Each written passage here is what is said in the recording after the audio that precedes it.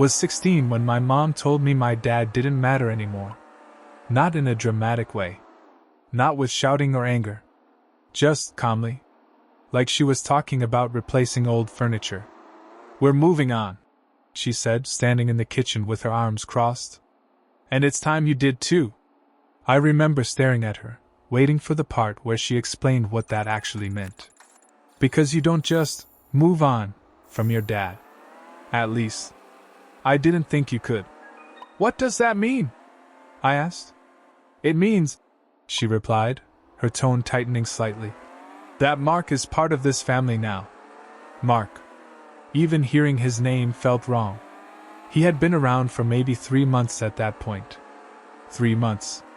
And suddenly, he was supposed to replace someone who had been in my life since the beginning. "That doesn't make him my dad," I said. The words came out before I could stop them. Her expression changed immediately. Not shocked. Not hurt. Annoyed. "It's not about what you think," she snapped. "It's about what's best for this family." Family. That word felt different now. Like it didn't include me anymore. Like it was something she had already redefined without asking. "I already have a dad," I said quietly. That's when she lost patience. "You had a dad," she corrected. "But he's gone. He made his choice." That wasn't true. Not completely. My parents had divorced a year earlier. It wasn't clean. It wasn't mutual. And it definitely wasn't something I fully understood at the time. But one thing I knew for sure. My dad hadn't just disappeared. He still called. He still tried. He still showed up in the ways he could. The only difference was, my mom had made it harder. And now, she was trying to erase him completely. "He didn't leave me," I said. She let out a sharp breath. "He left this family." "That's not the same thing." "It is," she said firmly. "And you need to stop holding on to something that isn't coming back." Something inside me tight. Something inside me tightened. Because this wasn't just about moving on. This was about control.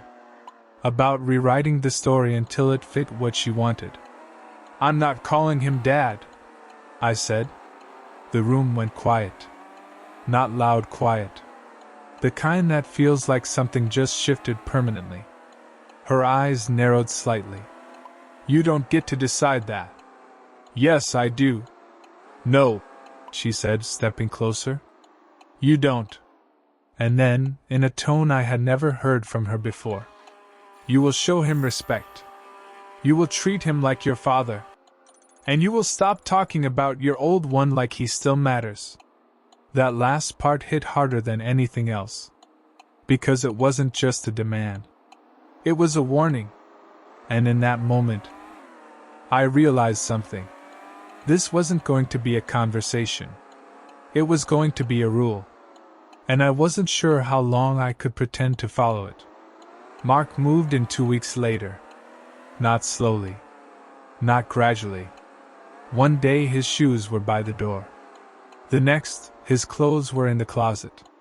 By the end of the week, it felt like he had always been there. Like he had just taken over space that used to belong to someone else. He wasn't loud. He wasn't aggressive. That would have been easier to deal with. Instead, he was calculated. Always smiling. Always watching. The kind of person who spoke softly but made you feel like every word had a purpose behind it. "Hey, buddy," he said the first time we were alone in the living room. Buddy. I hated that. "Your mom tells me you're still adjusting." I didn't respond. Just kept my eyes on my phone. He walked closer, slow, like he didn't want to startle me. "You know," he continued, "I'm not trying to replace anyone." That was almost funny. Because everything about him said otherwise. "I just want to make things easier for you." "I'm fine," I said. He smiled. Not offended. Not surprised. Like he expected that answer. "Of course you are," he said. "You seem like a strong kid." "Kid?" Another word I didn't like. He sat down across from me, leaning forward slightly. But strong people also know when to accept change. There it was. That quiet pressure. That subtle push. I don't need another dad, I said. His smile didn't fade. If anything, it sharpened slightly. It's not about what you need, he replied calmly. It's about what your family needs. That word again. Family. Always used like a tool. Always twisted just enough to mean something different. I stood up. I'm going to my room. He didn't stop me. Didn't raise his voice. Just watched me leave. And somehow, that felt worse. Things changed after that. Not overnight. But steadily. Like something tightening around me little by little. My mom started correcting me every time I said, "My dad." "You mean your old dad," she'd say. Or, "You should be saying Mark." At first, I ignored it. Then I pushed back. Then, I stopped responding. Because every conversation turned into the same thing. The same argument. The same pressure. Until it became easier to just stay quiet. But quiet doesn't mean agreement. And it definitely doesn't mean I stopped talking to my dad. That was the one thing she didn't know. The one thing she thought she had control over. She had blocked his number on my phone. Changed settings. Even checked my messages once. But she forgot something important. I wasn't a kid anymore. Not really. And I wasn't going to let her decide who my father was. So I found another way.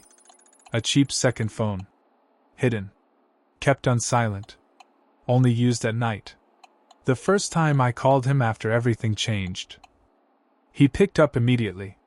Like he had been waiting. "Hey," he said, his voice careful, like he didn't want to push too hard. I didn't say anything at first. Just listened. Because hearing him again felt like breathing after holding it in for too long. "I wasn't sure if you'd call," he added. "I had to," I said quietly. There was a pause. Then, "Are you okay?" I looked at my bedroom door. Closed. Locked. "Not really." Another pause. Longer this time. He didn't rush. Didn't interrupt. Just waited. "I think she's trying to replace you," I said. The words came out slower than I expected. He exhaled softly. "Yeah," he said. "I figured." "You knew?" "I had a feeling." That made something twist in my chest. Because if he knew, and I knew, then the only person pretending it wasn't happening was her. "She wants me to call him Dad," I said. Silence. Then, quietly, "You don't have to do anything you're not comfortable with." That was the first time someone had said that. The first time someone had given me a choice. And it mattered more than I realized.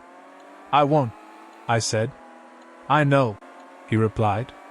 And for the first time in weeks, I felt like I wasn't completely alone in this.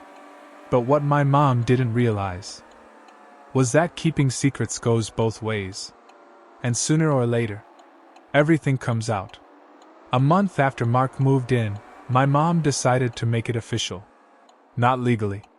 Emotionally. Or at least, that's what she called it. She planned a dinner on a Saturday night, and acted like it was something special. Candles on the table. Real plates instead of the chipped, everyday ones. Even one of those grocery store cheesecakes she only bought when she wanted a moment to feel bigger than it really was. I knew something was coming the second I walked into the kitchen. Mark was already there, sitting at the head of the table like he belonged in that seat. My old seat had been moved one place down. Small detail. But I noticed. People always think control shows up in big moments. Most of the time, it starts with chairs. "Sit down," my mom said brightly. Too brightly. "I want us to have a nice family dinner." I almost laughed at that. Nice. Family. Dinner. 3 words that had stopped meaning anything good in that house. Still, I sat down. Not because I wanted to. Because I wanted to see what she was planning. The meal lasted maybe 15 minutes before she brought it up. Mark had just poured himself more iced tea when she looked at me with that careful, practiced expression she used when she wanted to pretend something was my choice. "I think it's time," she said. I didn't even look up from my plate. "Time for what?" She smiled. "For us to stop living in the past." There it was. Mark didn't say anything. Just leaned back in his chair and watched. I looked at her. "You say that like it means something." "It means," she replied, voice tightening just slightly, "that this family deserves peace." Family again. Always family when she wanted obedience. Never family when I wanted honesty. She reached across the table and put her hand over Mark's. "I hated that more than I can explain. Mark has been patient," she said. "He's been kind. He's here. He's doing everything he can for this household." I already knew where this was going. And somehow, knowing made it worse. "I think," she continued, "it would mean a lot if you started calling him Dad." I stared at her for a second.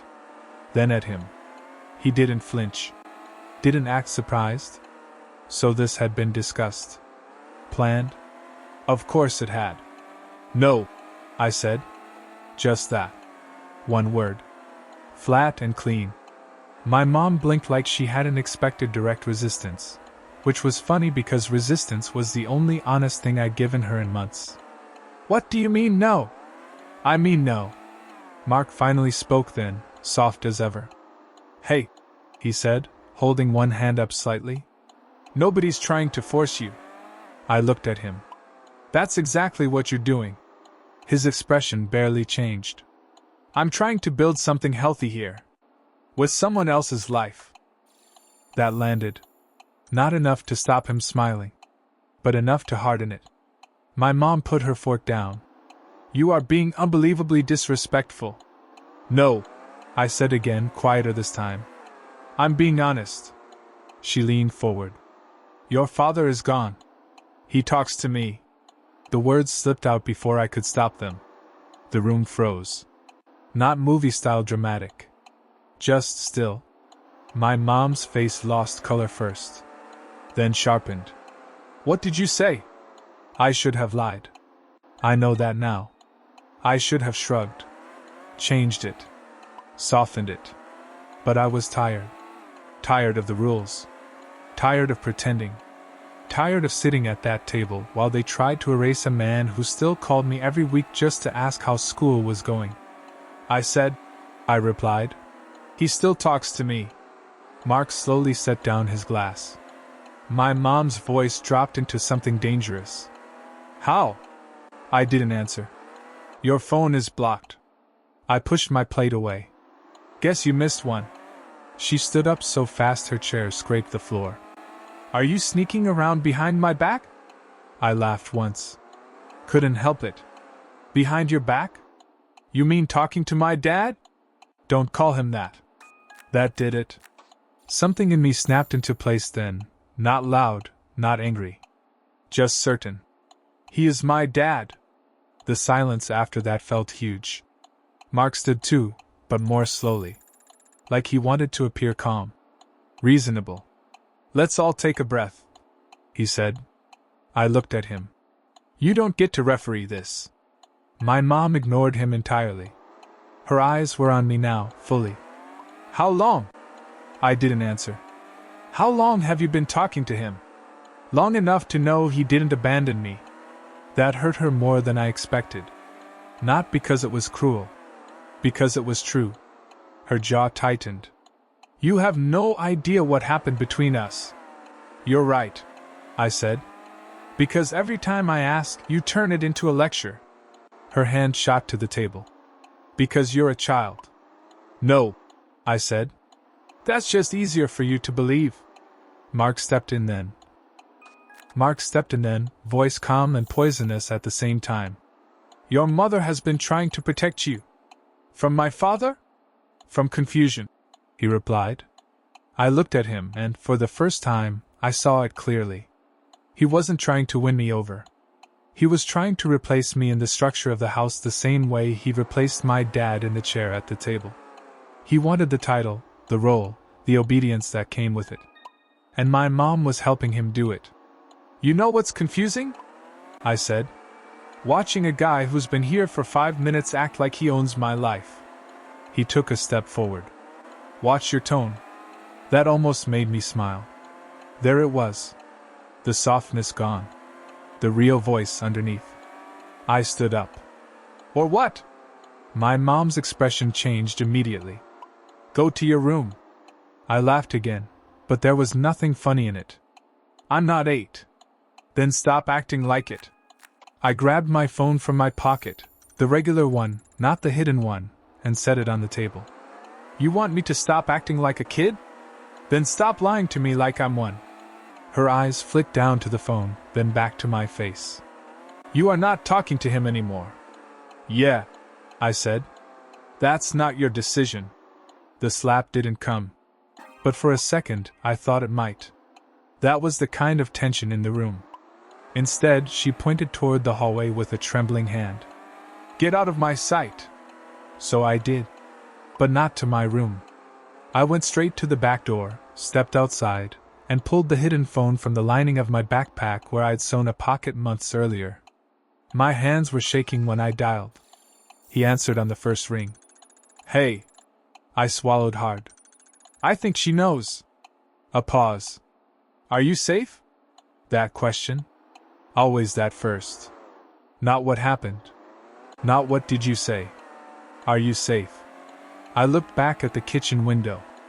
I could see movement inside, 2 blurred figures arguing in shapes instead of words. For now, I said. Do you want me to come get you? I should have said no. I know that too. But when someone gives you an exit after months of being trapped, your whole body recognizes it before your mind does. Yes, I said. He didn't hesitate. I'm on my way. That was the night everything changed. Not because he came. Because for the first time, I let him. And once my mom realized I was no longer stuck there by fear or guilt or her version of family, she stopped pretending this was about healing. It became about control. And she was about to lose it.